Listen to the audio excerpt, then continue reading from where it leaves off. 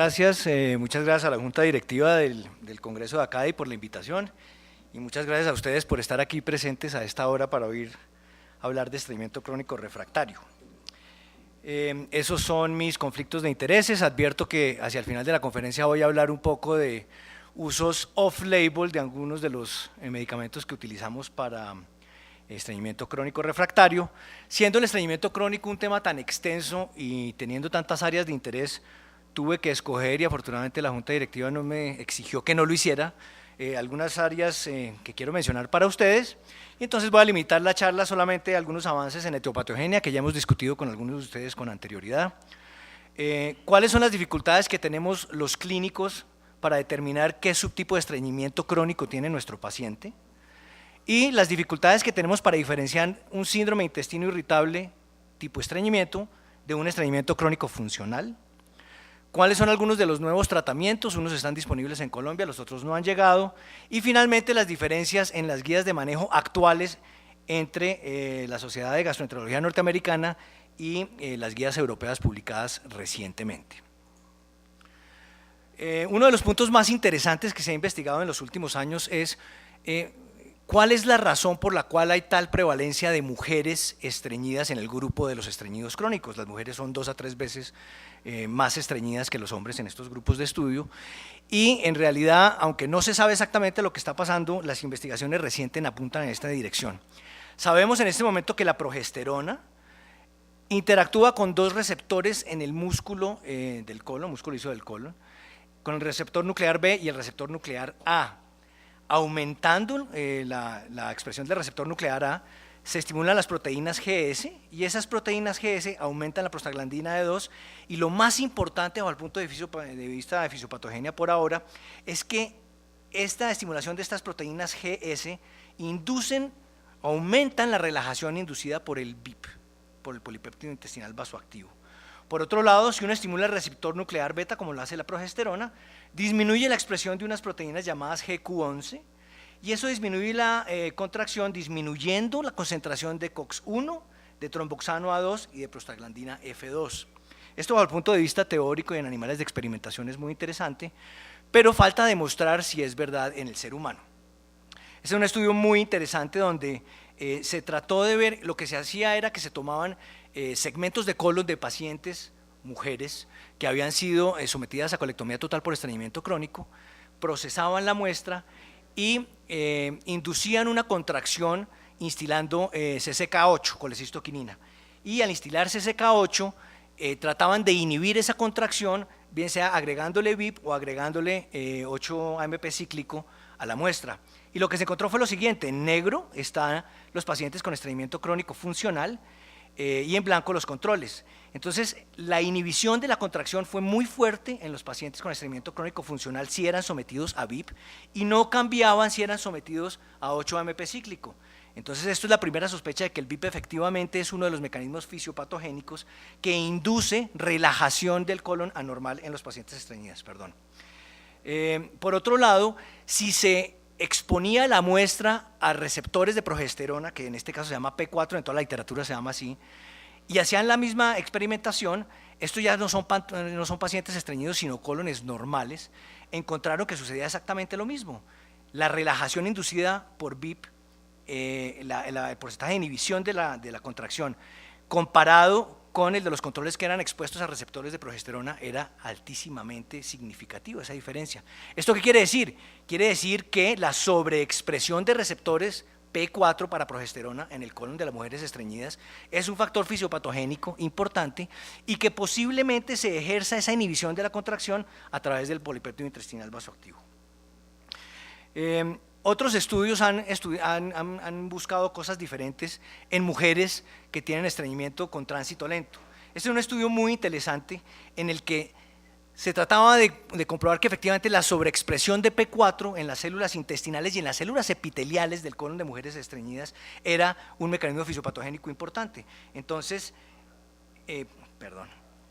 midiendo la concentración del receptor P4 del RNA de ese receptor, se encontró que los pacientes con estreñimiento crónico funcional efectivamente tenían una sobreexpresión de P4, que el transportador de serotonina estaba aumentado probablemente como forma compensatoria en esas pacientes, y si medían la serotonina libre en esas, si medían la serotonina libre en esas pacientes, pues se veía que efectivamente había una sobreexpresión de serotonina, tal vez como mecanismo de compensación para evitar el predominio de receptores P4 que inducen el estreñimiento. No pasaba lo mismo con el transportador de triptófano.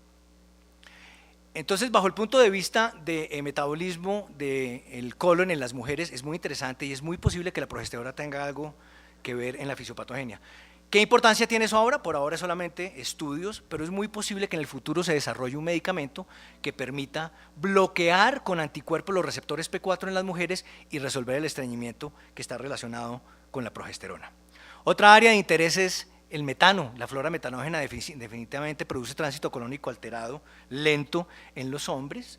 Este es un estudio interesante de hace unos 3 años en el que se encontraron diferencias importantes entre la producción de metano. Si uno hace una prueba de glucosa respirada y se medía la producción de metano, considerando que más de 3 partes por millón de metano era positivo, los controles solamente tenían un 28% de metano. Los pacientes con estreñimiento y tránsito normal tenían un 44%, y los pacientes con tránsito colónico lento tenían un 75%. Estadísticamente significativa la diferencia comparado con el tránsito intestinal normal y con los controles.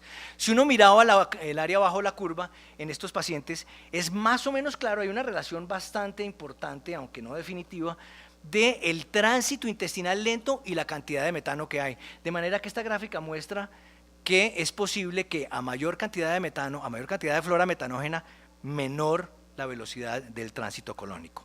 Este estudio ha sido confirmado en otros pacientes en los que se ha demostrado que la producción de metano en pacientes con hábito intestinal normal es mayor que en los pacientes que tienen diarrea, y a su vez los pacientes con estreñimiento crónico tienen una alta concentración de metano comparado con los pacientes normales y con diarrea. También sabemos que hay alteraciones en la distribución neuroquímica de las neuronas del plejo mientérico en los pacientes con estreñimiento crónico. Lo normal en las columnas blancas es que en el colon derecho, en el colon ascendente y en el colon transverso haya un predominio de neuronas que expresan óxido nítrico, mientras que las neuronas que expresan acetilcolina sean más frecuentes en el lado izquierdo del colon, y eso tiene lógica porque el colon derecho es más receptivo, más de mezcla en cuanto a función, y el colon izquierdo es más de transporte rápido y de contracciones intensas. Pero fíjense lo que pasa con los pacientes que tienen estreñimiento crónico funcional. Esto es un estudio pequeño, ustedes entienden que hacer esto en pacientes quirúrgicos pues es difícil. Aquí estos son 4 pacientes con estreñimiento crónico funcional operadas, y fíjense que se invierte la relación. Las neuronas que expresan acetilcolina son más frecuentes en el colon derecho en estos pacientes, y las neuronas que expresan óxido nítrico son más frecuentes en el colon izquierdo. Luego está invertida la relación porcentual de estos pacientes, y esto también puede ser una explicación para por qué se presenta el estreñimiento crónico funcional. Todos estos hallazgos neuronales, sumados al hecho de que la población neuronal y axonal está disminuida y que las células intersticiales de Cajal están disminuidas también, nos van a llevar muy probablemente a pensar que el estreñimiento crónico funcional no es tan funcional, porque ya tiene una causa orgánica demostrada. Entonces el término estreñimiento crónico funcional no se va a poder aplicar a todos los pacientes que estamos viendo. Algunos hallazgos recientes interesantes también son, por ejemplo, la medición de mastocitos en los pacientes con estreñimiento crónico por tránsito lento. Uno piensa, los mastocitos, el exceso de mastocitos puede producir diarrea, y de hecho están implicados en diarrea crónica.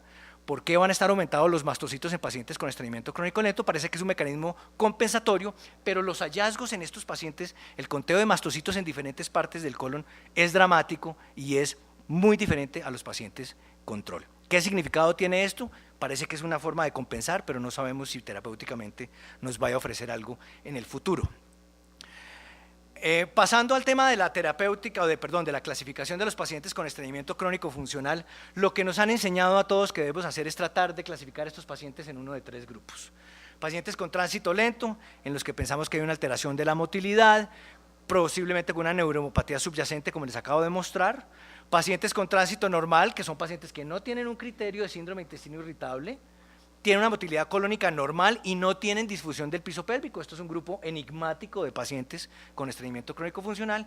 Y finalmente los pacientes, el gran grupo de la defecación disinérgica, que es como debemos referirnos a este paciente como grupo globalmente, que son pacientes que tienen una incoordinación de los músculos abdominales o rectoanuales o del piso pélvico durante la defecación, pueden tener alteraciones de la sensación rectal, y esto es un problema que probablemente aprenden, sobre todo las mujeres, durante la infancia. De acuerdo a eso, nos han enseñado que tenemos que clasificar a estos pacientes en 3 grupos. Si hacemos estudios de tránsito colónico, cualquiera que sea que uno tenga disponible, bien sea marcadores radiopacos o una gamografía o una Smart Pill, que obviamente no está disponible y es muy costosa, más estudios de evacuación que se deben hacer por lo menos 2, una expulsión del balón y una manometría, por ejemplo, podemos clasificar a estos pacientes, en teoría, como estreñimiento por tránsito lento, pacientes con disfunción defecatoria y pacientes con síndrome de intestino irritable. Muy lindo en la teoría, muy difícil en la práctica. ¿Qué pasa en la práctica? Solamente les traigo un ejemplo de la dificultad que existe para clasificar a estos pacientes en uno de esos 3 grupos. Este es un estudio publicado hace ya unos 5 años, en el que se tomaron casi 200 pacientes que tenían estreñimiento crónico funcional y que tenían tránsito lento según un estudio de marcadores radiopacos. Esos pacientes fueron estudiados para disfunción defecatoria. Por una proctografía por defecación, podemos discutir si ese es el mejor examen para eso o no, pero así fue como hicieron el estudio. Los síntomas de los 2 grupos, tanto los que tenían disfunción defecatoria como los que no, eran casi iguales, excepto por la sensación de evacuación incompleta, que es lo que nos han enseñado que es un marcador de disinergia. Y a esos pacientes les hicieron un tránsito colónico con gamografía, y mire lo que encontraron. El tránsito colónico en ambos grupos de pacientes fue exactamente igual. Si uno se basa en los síntomas para tratar de clasificar a los pacientes en diferentes grupos, se va a ver enfrentado a un terrible fracaso. Este es un estudio muy interesante, muy elegante, donde se tomaron más de 200 pacientes estreñidos crónicos, les hicieron 50 preguntas y de acuerdo a las 50 preguntas se metieron al computador las preguntas y el computador trató de sacar 4 grupos de estreñimiento, que es lo que uno instintivamente hace en la consulta. Le pregunta al paciente si tiene pujo, si tiene cuántas veces a la semana tiene deseo defecatorio, etcétera, etcétera, y trata de clasificarlo. Este resultado es lo que más nos asusta en la falla de las posibilidades de clasificar a los pacientes. Los pacientes, por ejemplo, en el grupo 4 había pacientes que tenían francamente una disinergia defecatoria por los síntomas, pacientes que tenían pujo, tenesmo, mucho dolor rectal. En el grupo 1, pacientes muy parecidos a los que llamamos síndrome de intestino irritable, tipo estreñimiento, y en el grupo 2 y 3 una mezcla de ambos pacientes. En el grupo 2 había pacientes que podían tener una dispepsia funcional. Y miren lo que pasa, si les medían disfunción defecatoria, todos los grupos tienen al menos 50% de disfunción defecatoria.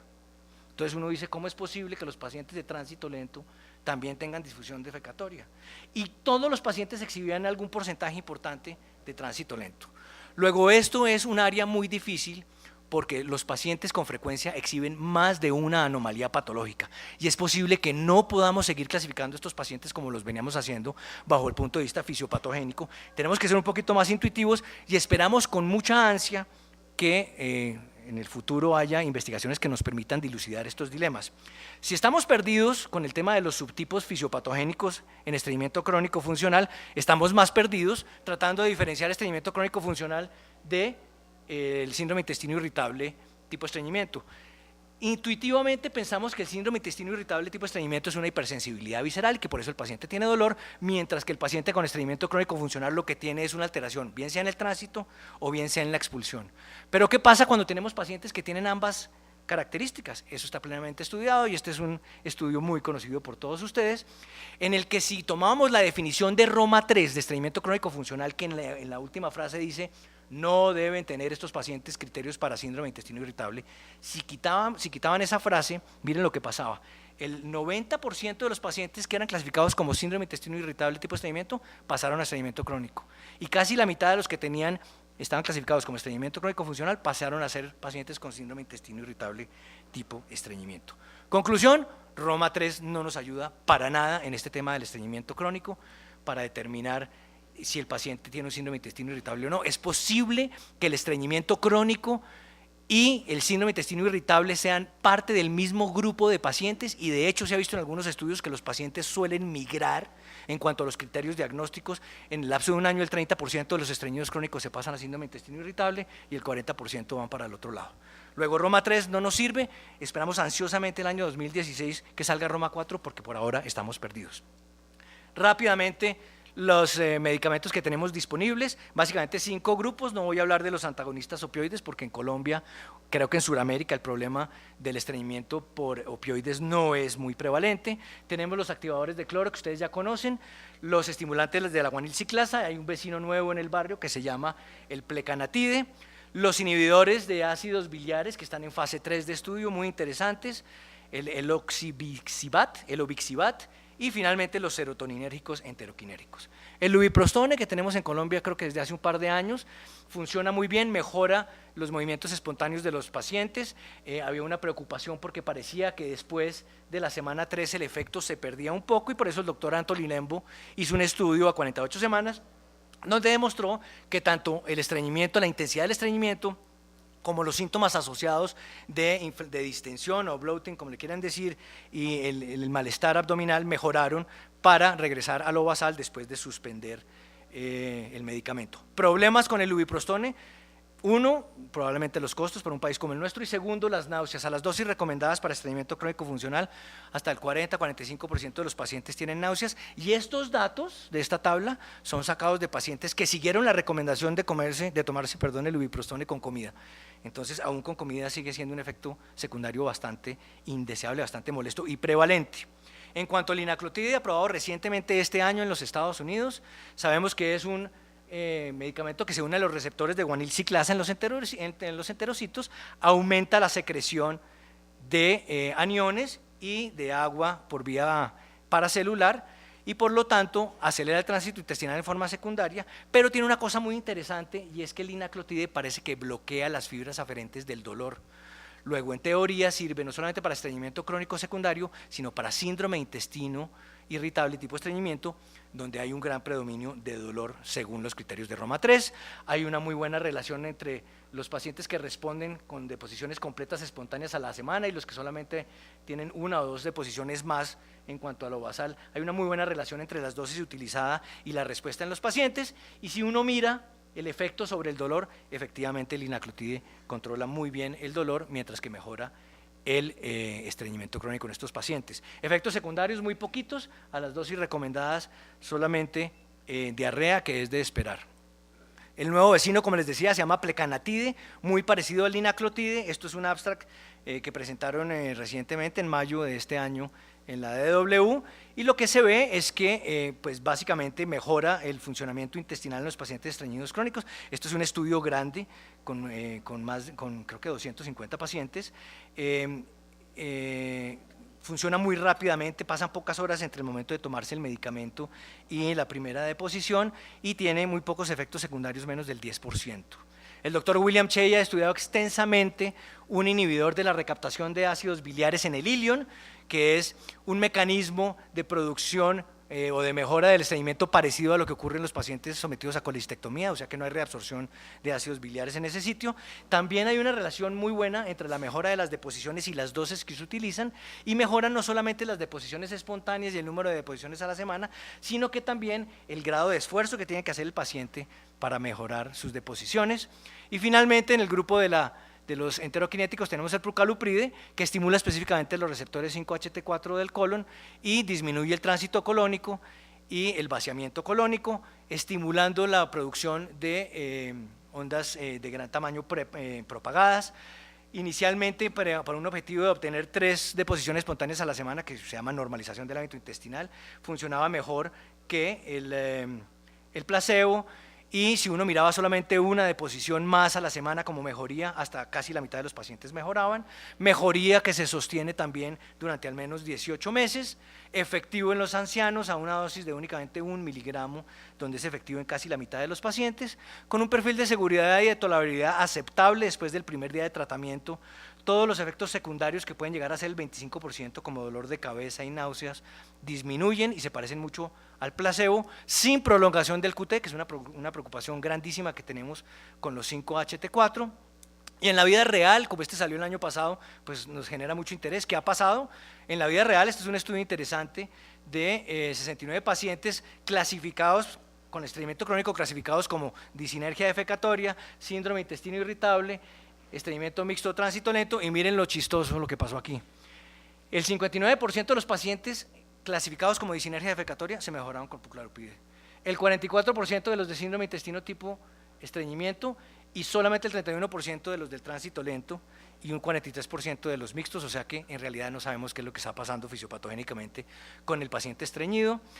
En algunos metaanálisis demuestran que funciona. Si lo comparan con polietilenglicol, esto es un estudio curioso porque lo compararon con 26 gramos de polietilenglicol, son comparables los efectos de ambos. Y finalmente, para terminar, en los 6 segundos que me quedan, quiero mencionarles que este año salió una nueva guía de la Sociedad de la Sociedad Americana de Gastroenterología. Solamente les voy a mostrar la primera parte, donde se sugiere que lo que se tiene que hacer es, primero, obviamente un buen examen físico y una entrevista completa, considerar alteraciones metabólicas, que es lo mismo que se hace en Europa, y iniciar algún laxante. Si eso falla, aquí es donde en Norteamérica saltan directamente a estudios funcionales con manometría anorrectal y prueba de expunción del balón, y de acuerdo a los resultados toman el siguiente paso, tratando de ver si los pacientes mejoran, entonces paran el tratamiento y si no, entonces estudian a los pacientes para estreñimiento crónico de tránsito lento. Ese es el enfoque básico en Estados Unidos, mientras que en Europa lo que se hace es al principio lo mismo, pero después se añaden 1 o 2 laxantes sin ningún estudio fisiológico, se pasa directamente a los medicamentos modernos como el prucalopride, el lubiprostone o el linaclotide. Y de acuerdo a lo que suceda, entonces estudia al paciente para disinergia defecatoria si no hay un buen resultado, tratando finalmente de clasificar al paciente como un paciente con tránsito lento, un paciente con tránsito normal o un paciente con disfunción defecatoria. ¿Cuál es el esquema que debe utilizar uno? Yo creo que eso depende del sitio donde uno practique, de si uno tiene manometría rectal disponible, si uno tiene test de expulsión del balón en el consultorio, que sé que nadie tiene en Colombia, de cuánto cuestan estos exámenes, la doctora Belén sí tiene, perdón, de cuánto cuestan estos exámenes, de si uno es un médico general o un médico familiar, un gastroenterólogo clínico, un cirujano, un coloproctólogo. A mí me parece que el enfoque inteligente de Europa es un poquito más llamativo para nosotros porque deja los exámenes costosos para después de que han fracasado los medicamentos modernos. Muchísimas gracias, muy amables.